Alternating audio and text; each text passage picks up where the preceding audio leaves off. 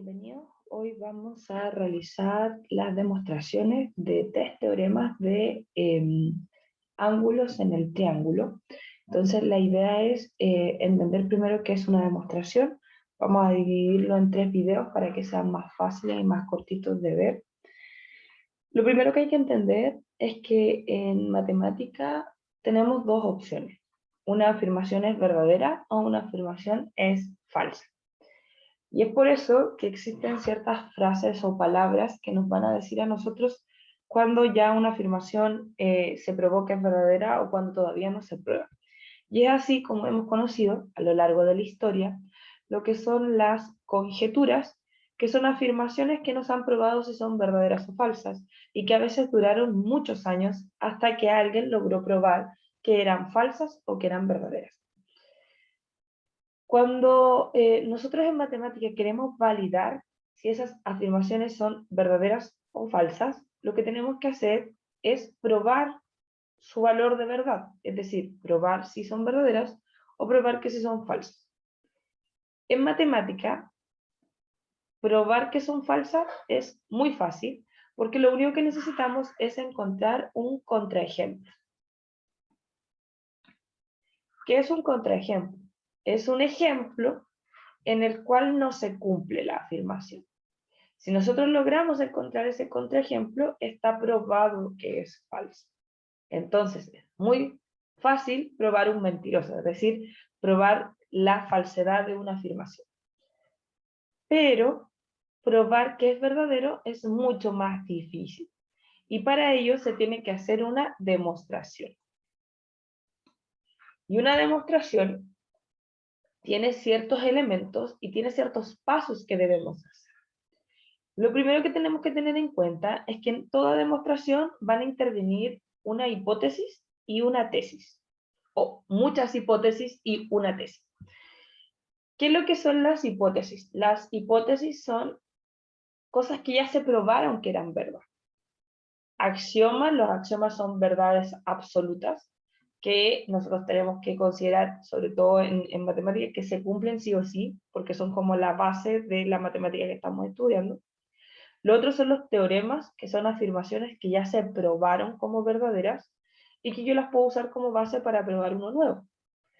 Y lo que podemos hacer también son construcciones, es decir, nosotros podemos hacer algo que no estaba en nuestro ejercicio original, pero que sabemos que se cumple y que es verdadero y tenemos información sobre eso, y usarlo para poder tener como estrategia de algún argumento anterior. Lo otro que tenemos es una tesis. ¿Qué es una tesis?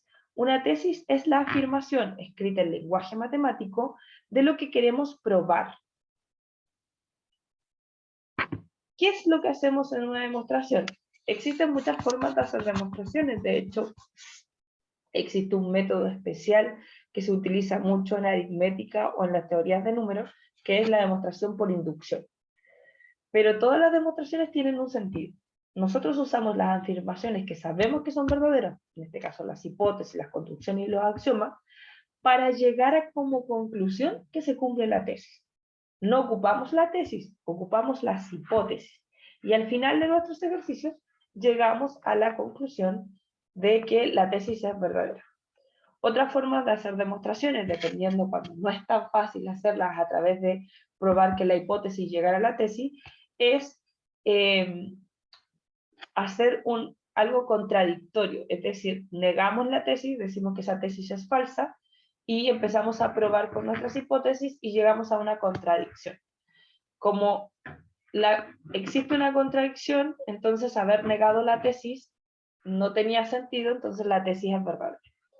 Nosotros, como es la primera vez que vamos a hacer una demostración, la vamos a tratar de hacer de la forma más simple posible y explicando todos los pasos. Nosotros veremos tres teoremas. La suma de los ángulos internos de un triángulo cualquiera es 180, el ángulo exterior es igual a los dos ángulos internos opuestos y la suma de los ángulos exteriores es igual a 360. Empezamos en el mismo orden. Es decir, el teorema 1 de la suma de los ángulos internos, una vez que yo lo pruebe, lo puedo usar en el teorema 2. Y si probé el teorema 1 y el 2, puedo usar como hipótesis esos dos teoremas para mi teorema 3. ¿Se entiende? Cuando logro validar un teorema, lo puedo usar en las demostraciones que siguen. Por eso todo va con un ciclo para ir aprendiendo qué es lo que estamos trabajando. Comenzamos con nuestras primeras demostraciones. Entonces, vamos a trabajar.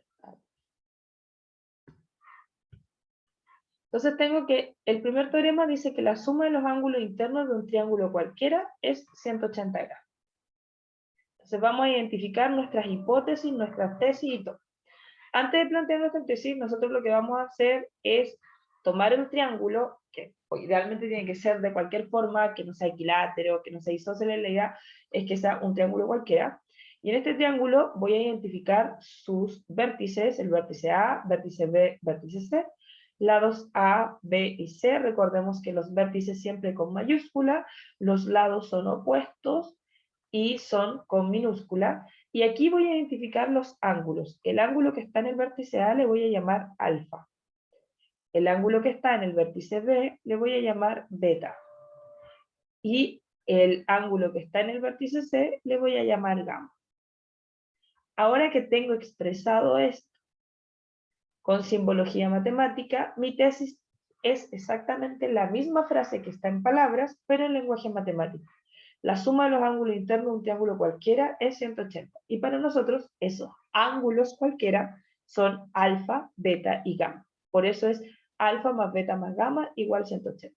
Estamos traduciendo lo que está en lenguaje normal a un lenguaje matemático. Hipótesis. ¿Qué afirmaciones vamos a usar para probar que esto es verdadero? Vamos a usar lo que son los ángulos entre paralelas. Vamos a hacer un pequeño resumen ahí, por si a alguno se le olvidó que eran los ángulos entre paralelas. Y vamos a usar los tipos de ángulos y sus medidas, es decir, agudo, recto, obtuso, extendido llano, para poder resolver los ejercicios. Específicamente vamos a usar uno solo, pero es el tipo de ángulo lo que vamos a usar como hipótesis. Avanzamos.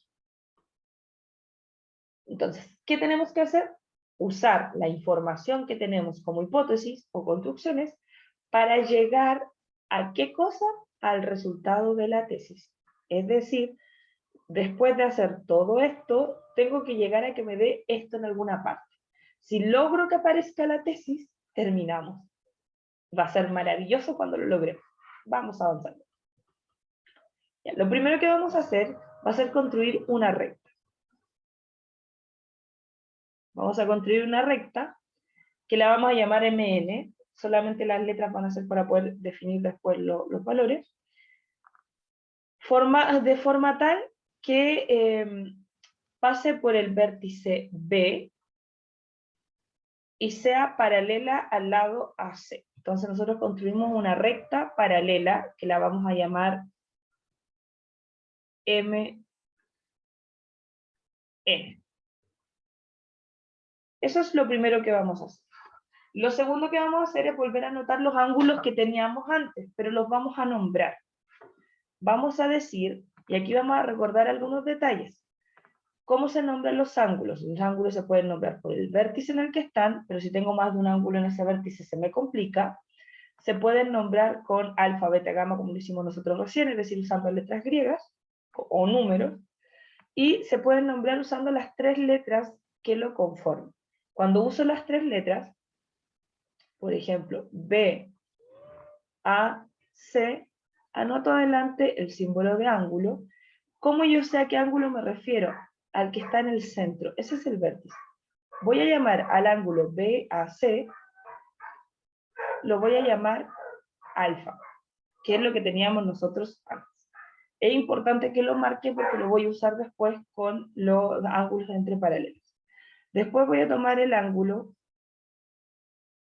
CBA, es decir, el que está en el vértice B, y lo voy a llamar beta. Entonces voy a decir que ese es beta. Después voy a tomar el ángulo que está en el ACB, es decir, en el vértice C, Siempre me fijo en el del medio. El puntito no se anota, es solo para la explicación que yo les estoy diciendo, que me fijo en el que está en el centro para poder ver a qué ángulo se refiere. Y a ese lo voy a llamar gamma. Ahora que tengo listo eso, voy a utilizar lo que yo sé de ángulos entre paralelas. Hacemos un pequeño paréntesis por si alguno olvidó qué son los ángulos entre paralelas. Los ángulos entre paralelas son aquellos ángulos que se forman entre dos rectas que son paralelas y que pueden tener diferente simbología o de diferente orden de los números, pero lo que indica es lo siguiente. Los ángulos correspondientes son aquellos ángulos que están al mismo lado de las paralelas y al mismo lado de la transversal. La transversal es la recta que corta. Entonces, arriba de la paralela, en el lado derecho, tenemos el ángulo 1 y el ángulo 5. Esos dos ángulos son correspondientes, porque ambos están arriba de la paralela al lado derecho. Los ángulos correspondientes tienen igual medida, entonces yo puedo decir que el ángulo 1 y el 5 son iguales. O tienen igual medida, esa es la forma correcta de decir, o congruentes. Arriba de la paralela, al lado izquierdo, tengo el ángulo 2 y el 6. Por lo tanto, el ángulo 2 y el 6 tienen la misma medida. Abajo de la paralela, al lado derecho, tengo el ángulo 4 y el 8. Por lo tanto, el 4 y el 8 tienen la misma medida. Y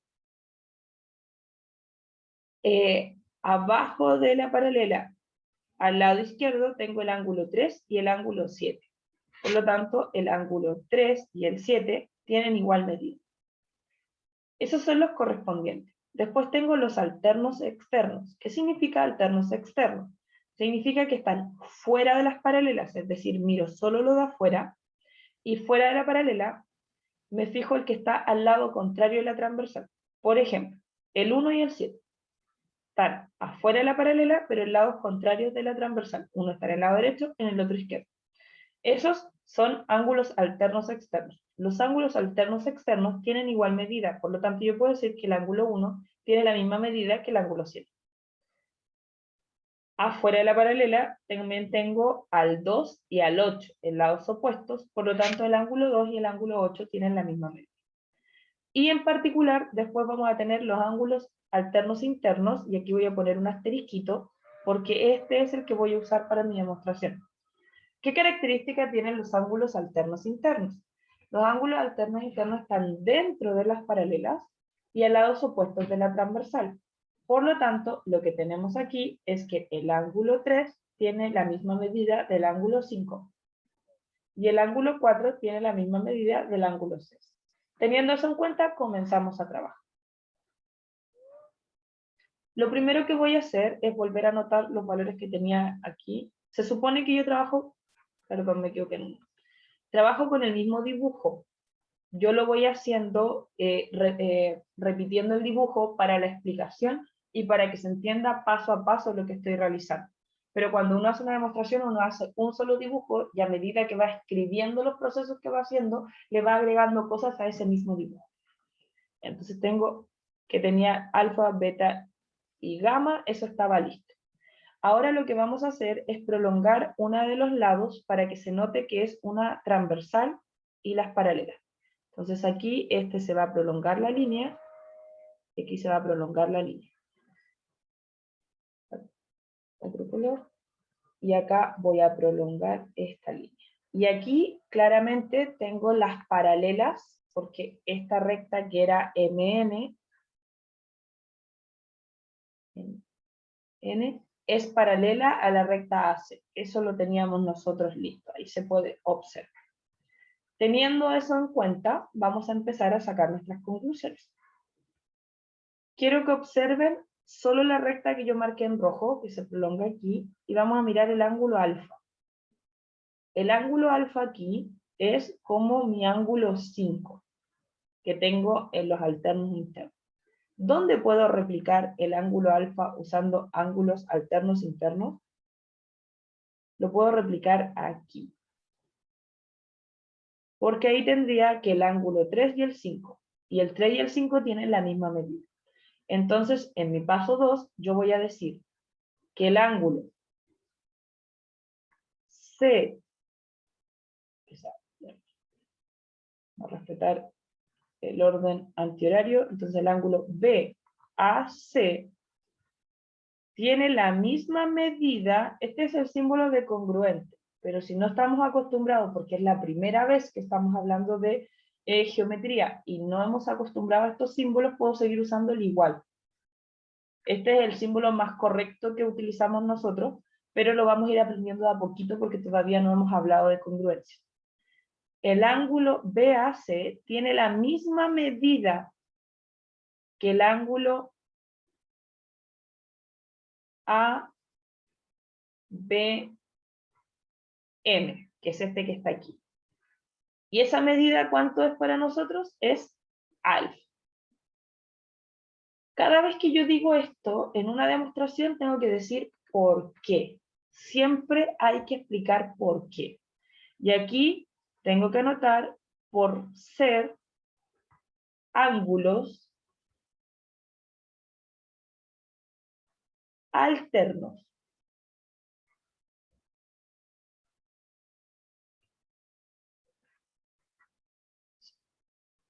Voy a seguir acá abajo porque no me gusta.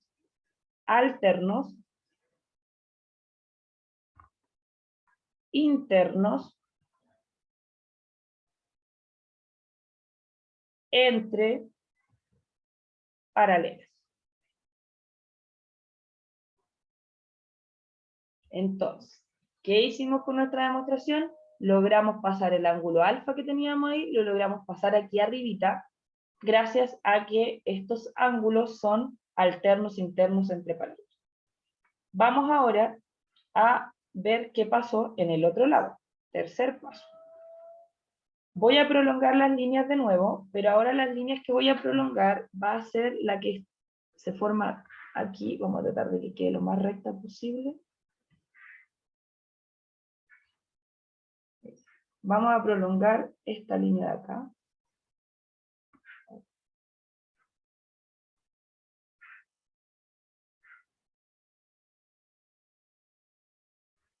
Vamos a prolongar esa línea. Me quedo muy derecha, pero se entiende la idea. Y vamos a prolongar esta línea de acá. Que se identifique el ojo. Igual que antes, tengo el ángulo alfa, el ángulo beta y el ángulo gamma. Tengo la recta MN.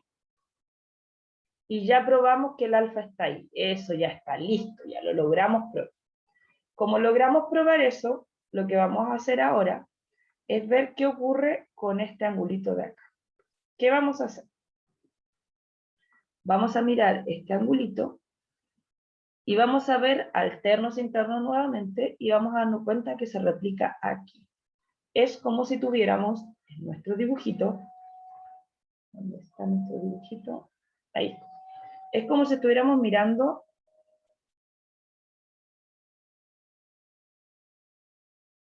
estos angulitos de aquí.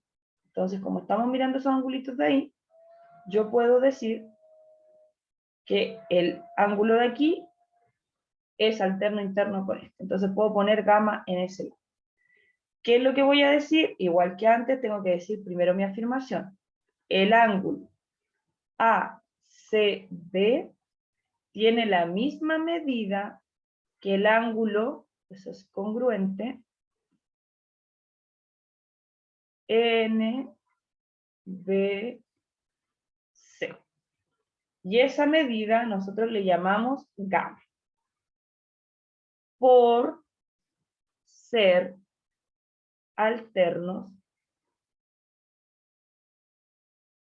ángulos, alternos internos, entre paralelas.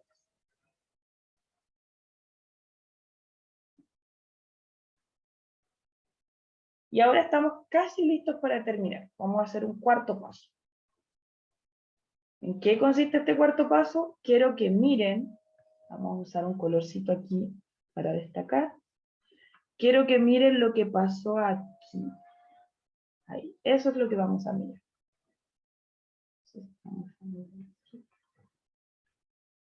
El ángulo alfa más el ángulo beta más el ángulo gamma es igual a un tipo de ángulo especial. ¿Qué ángulo es el que se forma una línea recta? Es igual a un ángulo extendido o llano.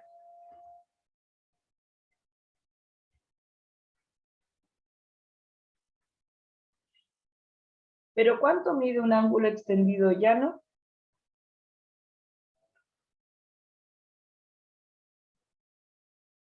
Mide 180 grados. Y si observan, esta era nuestra tesis. Por lo tanto, en matemática, por lo tanto, se escribe con 3 puntitos, como un triángulo. Si uso este símbolo así, estoy diciendo la palabra por lo tanto. Y ese por lo tanto implica una conclusión. ¿A qué conclusión llegamos? A que la tesis es verdadera, es decir, que alfa más beta más gamma es igual a 180 grados. Ahora que lo probé para cualquier triángulo, sin importar si es equilátero, isósceles, escaleno, acutángulo, rectángulo, obtusángulo, sin importar su clasificación, todo triángulo cumple con esto. Ahora que el teorema está probado, lo puedo usar como afirmación verdadera en cualquier otra demostración que yo necesite. Espero que les haya quedado muy claro, que tengan una muy linda jornada.